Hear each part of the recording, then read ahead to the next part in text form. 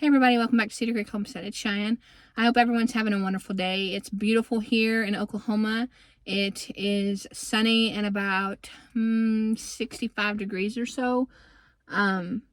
We just got done with a whole bunch of rain. We survived the storms. We didn't necessarily get any tornadoes touch down here at our house, but about 5 or 6 miles to the north of us, one touchdown, but we are safe from that.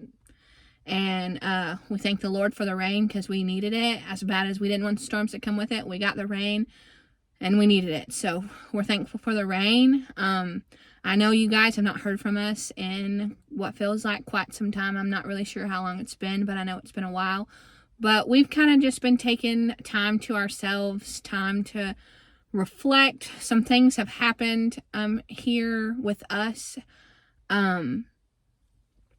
Most of you know I have 3 little boys. If you've never watched us before, I have 3 little boys that are Howie will be 3 on Friday. I have Rowdy is 2. He turned 2 in August, and the youngest is Tate. He turned 10. He'll be 10 months old or 11 months old at the end of on the 26th of this month. So I've got 3 little boys. Well, come to find out on the 23rd of October that I was pregnant again. We were so excited. It was going to be the last one. And so we were kind of looking forward to it and going on with it. We were excited. So I found out on the 23rd, the 23rd, we got all excited. Kind of was a shocker because we wasn't really trying, but it happened and we were excited. Well, before I ever found out I was pregnant, I had a I don't really know how to explain the pain. All I know how to explain is it was in my hip bone, my left hip bone. And I didn't really know what was going on. And being that I had already had 3 babies, I was like, maybe this is just, this one's going to be rough because it's 3 babies in a matter of, or 4 babies technically, in a matter of 4 years. And so I was like, it's going to be rough, but I'll be all right. So a little bit of Tylenol would kill it. And I didn't have to take it. I wasn't taking Tylenol every single day, but just about every other day I was having to take a Tylenol. So I didn't think anything of it. Well, on the 25th, me and Blade, we're going to go get a tag for my new car. We bought a new car about 3 months ago. And so we were headed to Tahlequah to get a new tag. And after we left Tahlequah, we were going to go to Tulsa. Well, I drove to Tahlequah. And on my way to Tahlequah, I got into town and I got to the bank. One of the banks there in town, not the bank we bank at, but a bank there in town. And I had to pull over because I got extremely lightheaded, extremely weak, and I didn't really know what was going on. And so I pulled over and I told Blade, I was like, you're going to have to drive. And he drove me to the tag office. Got into the tag office, and at our tag office, we have to put in our name on this little kiosk thing if there's a wait. And so no more than I got inside the tag office, I was so weak I couldn't hardly lift my arms to type my name in. But I got my name typed in and I sat down. And after sitting down for about 5 minutes, I was like, there's no way I'm going to be able to sit here. Something's wrong. So I got up, and the slowest walk I've probably ever taken in my life because it was all I had. I got back to the car and I told Blade, I said, take me home. And at the time, we had all 3 of the boys with us. Mom was at a funeral. I think, there was a funeral that day. And so Blade takes me to the hospital. I get in. I get to the ER, and they're like, they're not really sure.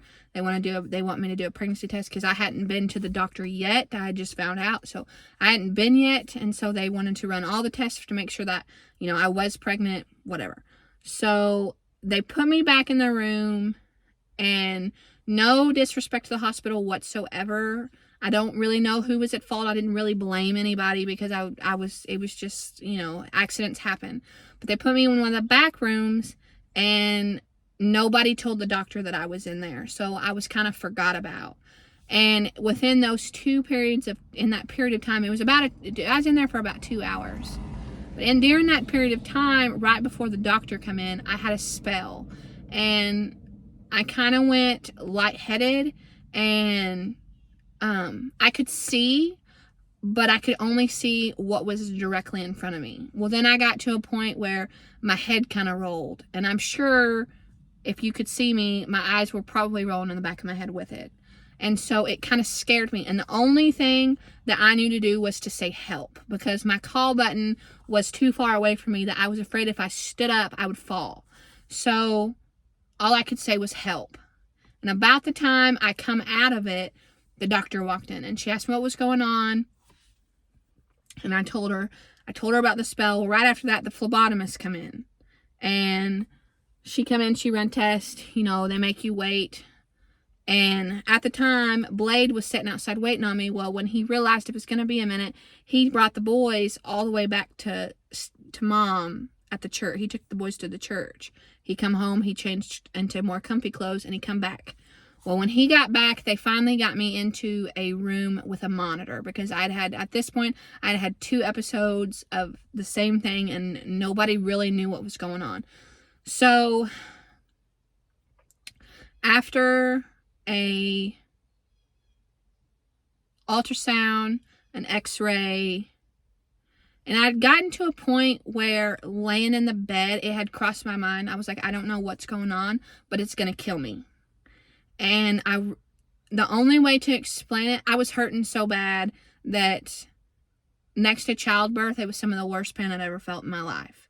I was cramping so bad, my body hurt, and I couldn't really explain it. And this all happened within like a 3-hour span of time. From the time that I kind of started going weak, I wasn't necessarily hurting at that point, but I got weak. And then by the time I got into a room with a monitor, I'd started really hurting. And I had no idea what was going on. All I knew was something was wrong and I was hurting. And I just wanted it to end. So by the time she comes in, the doctor said, we're going to run an x-ray and we're going to do an ultrasound. They come in, they do all that, and she comes back. And I got to a point where I felt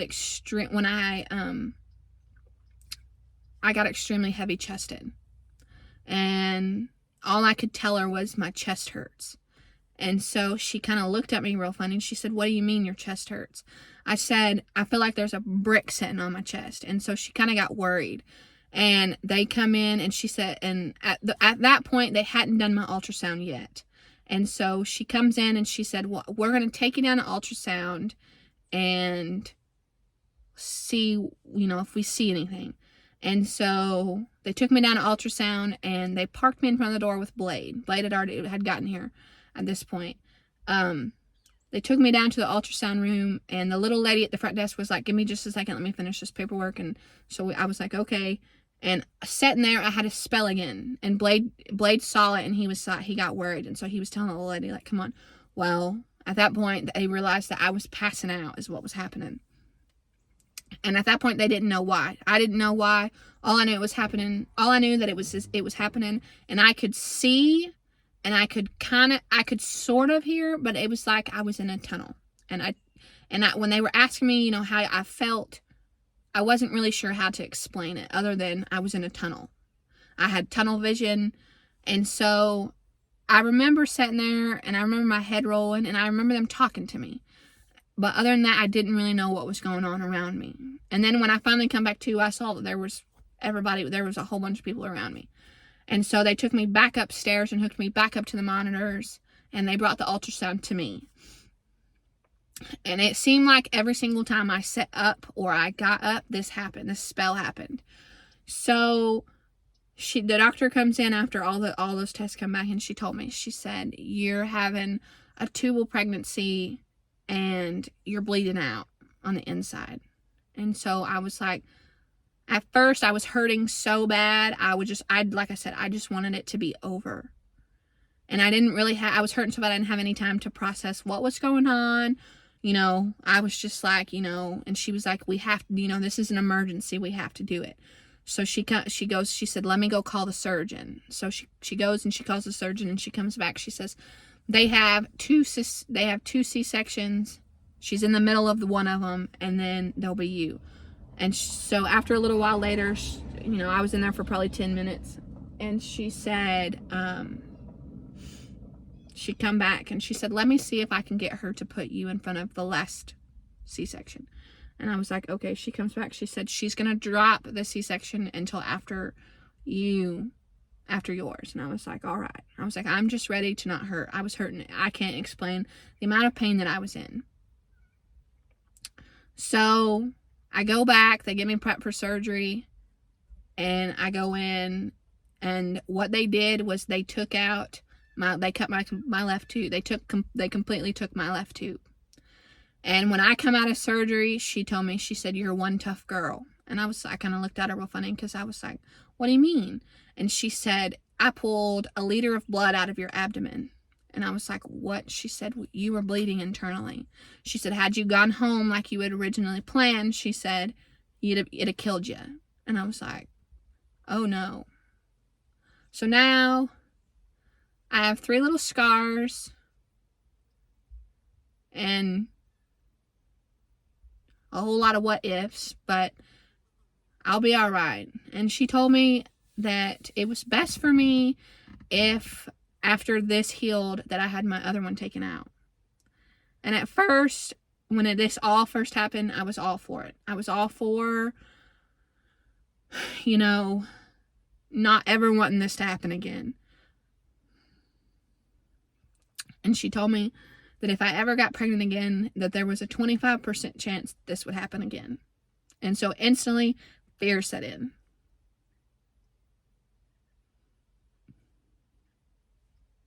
Excuse me, I'll make it through this video. So I was like, okay. You know, I've got 3 little boys that need me here. I can't let this happen again.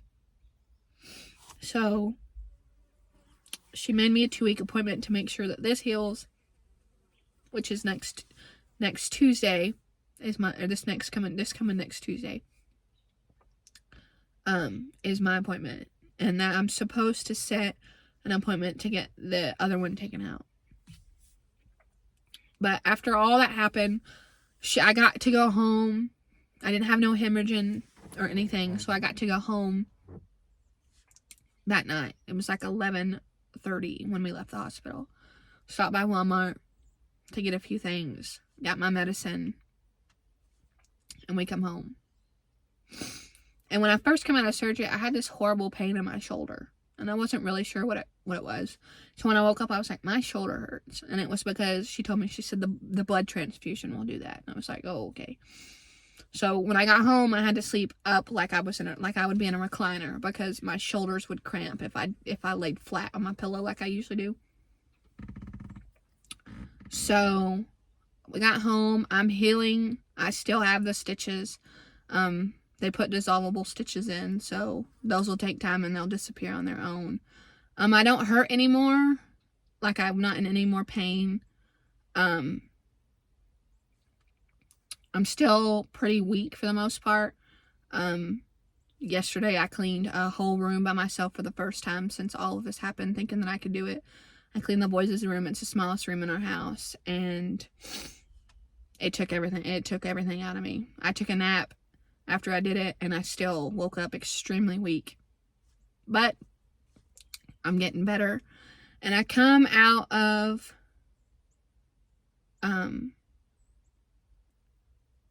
I'm sorry, this video is everywhere. When I come out of surgery, I was dead set that I was going to get fixed. I didn't want this to happen again.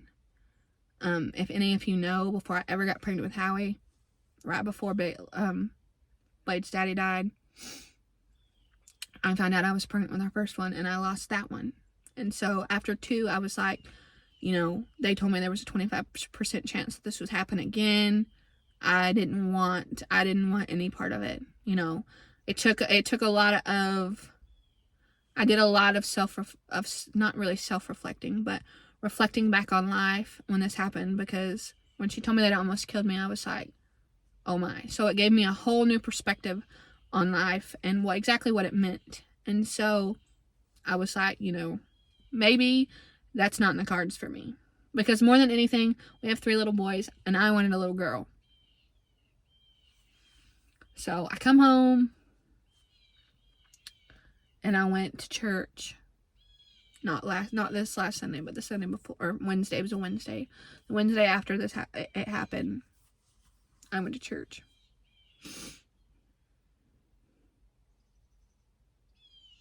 And something told me that maybe the hope wasn't over yet. And you know, I knew after I left church and felt better about not having to give up that part of life just yet. I felt better. Because I'll be 26 years old in November. And that just wasn't a chapter in my life I was ready to close a book on yet. And I think that was the hardest part. So when I left Wednesday, I was hopeful. But at the same time, and this is the reason I'm telling y'all all this, and maybe this will reach the right person, I don't know. And at the same time, I was so scared of what everyone else would think. Because I'm 26, almost 26 years old. Me and Blade's been married for, when November will be 4 years. And I've got 3 children already. I've been pregnant technically 5 times. And so I've had all kinds of comments about, you know, when are y'all gonna stop, or you know, you need to chill, which is fine. Everyone has their opinion, but ultimately, this is what we wanted, and I wasn't ready to give that up yet. So coming out of Wednesday, I was hopeful, but at the same time, I was scared of what everyone else would think, because I just went through something that almost killed me. And I'm not saying this, you know, we're going to get pregnant anytime soon, or that it's even going to happen again. But I was hopeful that I would get what I'd always wanted. And so, I was hopeful. I was scared, but I was hopeful. And after Wednesday, this little girl messaged me on Facebook. She's from here. I think she knows my husband, but I'm not really sure. But she messaged me sharing her story about how she wasn't ready to give up hers either. And the same thing happened to her. And 2 years later, they got the little girl that they wanted. And so it gave me a little bit more hope that maybe, just maybe, that if the Lord wanted me to have a little girl, that I would have it. So that is kind of what's been going on here. We're getting through it. I'm okay. I'll be all right. I'm healing the way I'm supposed to, as far as I know. But all that happened, and then 2 days ago, the boy started throwing up. So on top of all of that happening, we have the stomach bug now.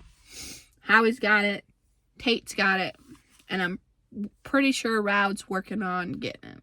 We're trying to keep everything clean, trying to keep everything, you know, good. But I'm pretty sure he's working on getting it. We've had projectile vomit everywhere. It's crazy. So, anybody who has a stomach bug, we feel for you, because it's rough. Especially with our 3 little boys, it's rough.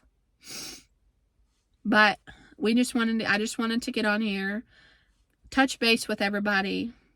I know this video has been all over the place. I'm all over the place. My headspace is all over the place. But it's okay. I'll be alright. I hope you guys are doing good.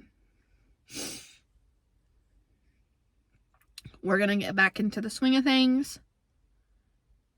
And I hope you guys have a good day. So until next time, keep looking well to the ways of your household. We're gone.